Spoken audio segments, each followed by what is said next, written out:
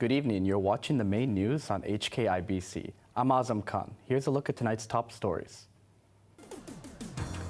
The Observatory lowers the number 8 signal this afternoon as Typhoon Talim moves away from Hong Kong. China's economy grew by 5.5% in the first half of the year, but retail sales misses estimates. And Carlos Alcaraz dethrones Novak Djokovic to win the Wimbledon title in a final for the ages. Hong Kong's first number 8 typhoon signal of the year lasted for nearly 16 hours. The observatory issued the strong wind signal number 3 at 4:20 p.m. as Typhoon Talim continued to move away from the city.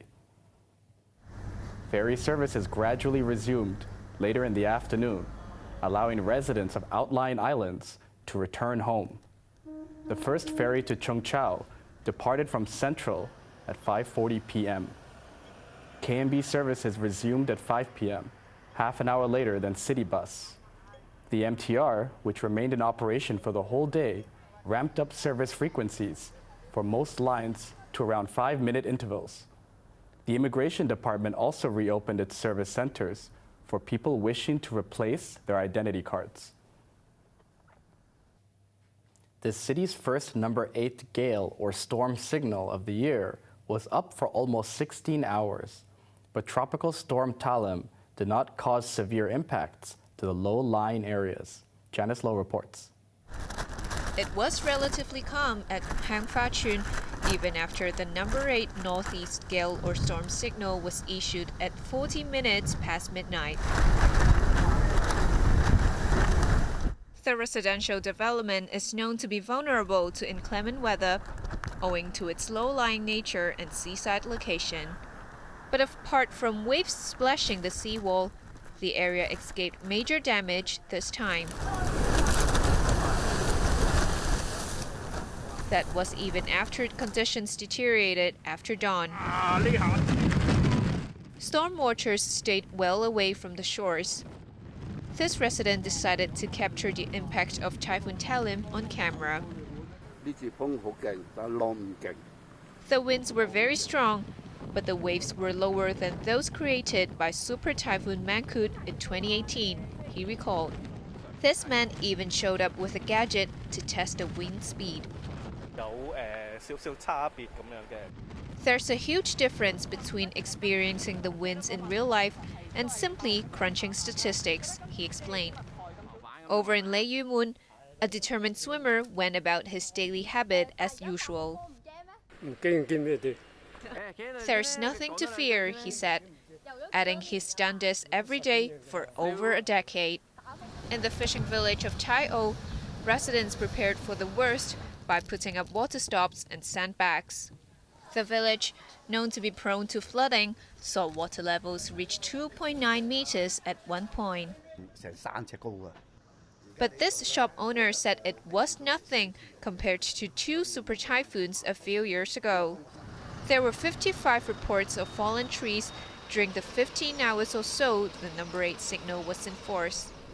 That included a collapsing tree which struck the front of an iCable news van in Qingyi. No one was injured. A banner measuring 4 × 4 meters became partially detached in Kowloon City under strong winds. Firefighters arrived to remove the loose object. A woman was also hurt by mosaic tiles peeling from a residential building in Tai Po at around 3 p.m. The area was cordoned off for an investigation. Janice Low, HKIBC. Up to 2,000 people were stranded at the airport after their flights were delayed or canceled. There was also economic carnage as trading was suspended at the stock exchange. Macy Mock reports. Treacherous weather and the lack of public transport options would not deter travelers from catching their flights. Many people set off earlier than usual, saying they feared there could be delays on the way to the airport. With so many turning up ahead of time, it was a crowded scene at Cheklap Kok this morning. Airport Authority Deputy Director Chapman Fong said additional manpower has been deployed, with some staff asked to work overnight to process the backlog of travelers. As for flights, only 6 out of 750 were delayed as of this morning. Another 16 flights, mostly between the SAR and the mainland, were cancelled, affecting around 2,000 passengers. They included a pair of Hong Kong Airlines flights to and from the tourism hotspot of Haikou. All affected passengers will be accommodated on tomorrow's flight, which has been upgraded to a larger A330 aircraft. All our other flights departing and arriving before noon are operating as normal. We are committed to making the best arrangements for our passengers, ensuring everyone reaches their destination safely. The busy scenes were a stark contrast to those elsewhere in Hong Kong. Star Ferry in Tsim Sha Tsui was relatively deserted as ferry services were suspended.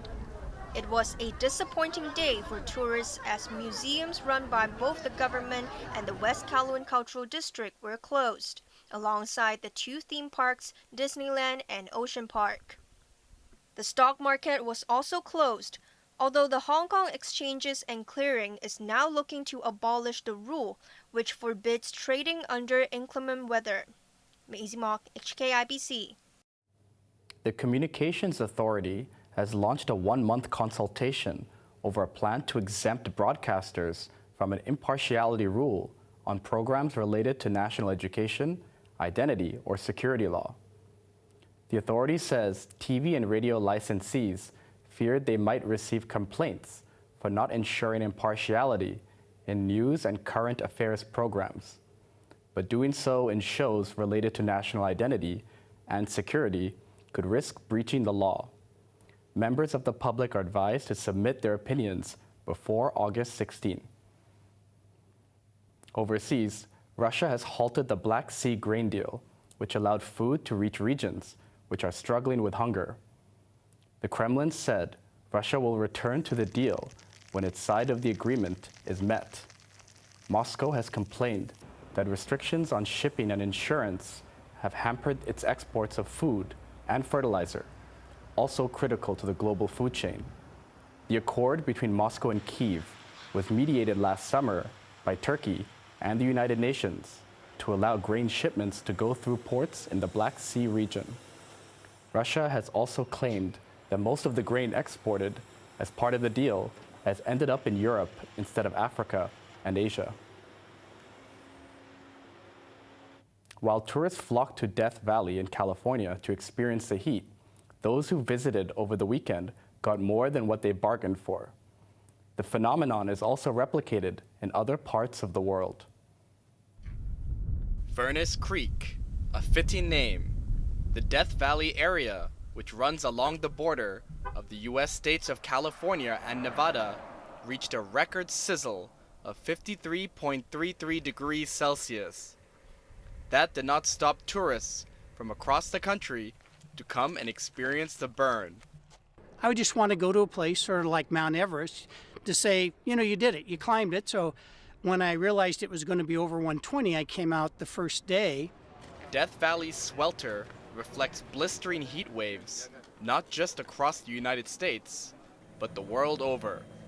Spain has been battling devastating wildfires over the weekend, with 4,600 hectares of woodland charred and thousands of residents displaced. Tourists in Italy's capital, Rome, and the Vatican also endured temperatures of up to 39 degrees. There was no escaping in Asia, as an extreme heat wave has shattered records across China. The mercury exceeded 40 degrees in some places, as the weather agency issued the second highest orange heat alert.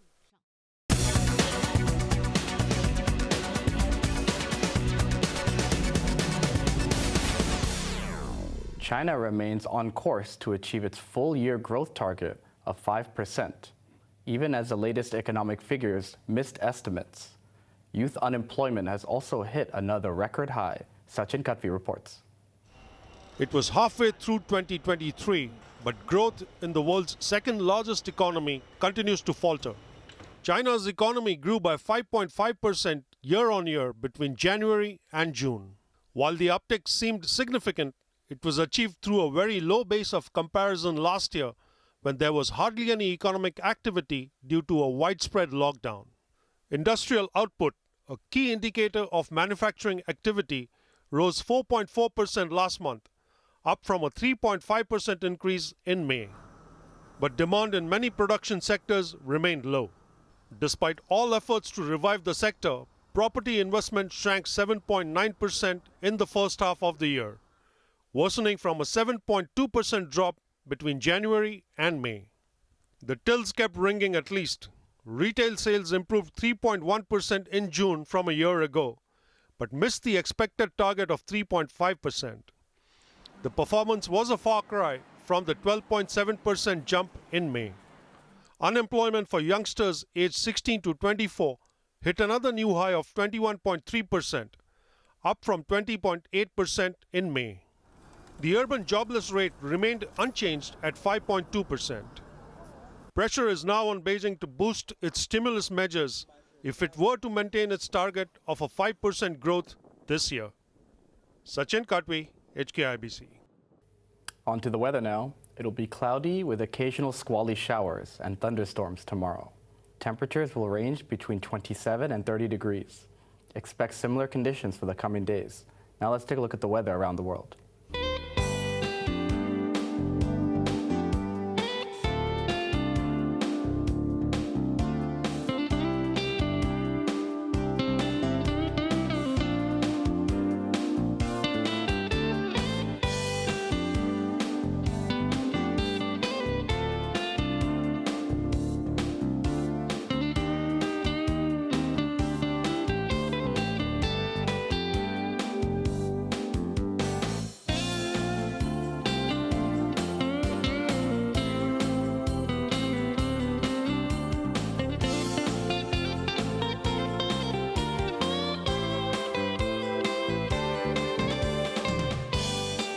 That's our main news for Monday night. Join us for more news at 11. I'm Azam Khan. Thanks for watching. Good night.